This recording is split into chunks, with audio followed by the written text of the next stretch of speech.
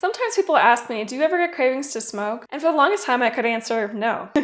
No desire to do that. But I actually did have a really bad craving this year, and it surprised me. Because I've done so much inner work and it's been so long since I've smoked, I really thought that it had just gone away forever. But I was having a really tough time, really bad day, got some terrible news, and got into a fight and was just feeling really emotionally charged, angry, sad, embarrassed, guilty. It felt like the world was falling apart. The walls were closing in and I could feel myself hyperventilating on the edge, feeling like I couldn't handle it. Then I started to spiral into my old pattern I had with smoking, where I started to really talk down to myself and be angry with myself for the mistake I had made, for my inability to have control of the situation. And then I'm sitting there telling myself that I'm not good enough, I suck, I had a craving to smoke, and it was strong. My hands clenched up. I saw myself driving to get it, and I had the thought, I need to smoke right now. Right after came the thought, smoking doesn't help. And that's the work of affirmations. That's something I told myself every time I had a craving for that first year I quit smoking. Because I would have that craving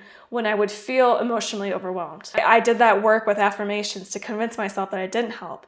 And it really honestly didn't take that much convincing because I had tested it. All the times that I had quit and gone back, when I would decide to go back, I would do it in full awareness, knowing what I was hoping to get out of smoking, and then sitting in the disappointment of not getting it. Most of the time I go back to smoking is because of stress, because of the way I was talking to myself negatively, and thinking that I could find some redemption, some relief by smoking, and then would realize after smoking, oh my gosh, I still feel terrible. Now I feel even worse.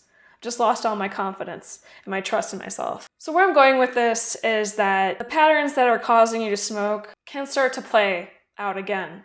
But if you recognize it, you're empowered to stop it mid-cycle. You don't have to follow through with the pattern you're used to, but sometimes the impulse will be there when you're in a tough time.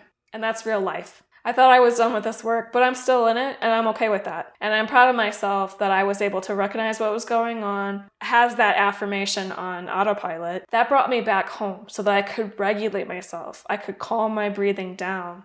I could start to make a plan to get myself in a space where I felt safe. I could make a plan to start to come back from the mistake I had made, face the things that I was trying to avoid that caused the craving. So there's a little bit of vulnerability from me. I just want to share with you that if you do the work, it's going to help you get through the hard times and keep with your commitment to quit smoking for good.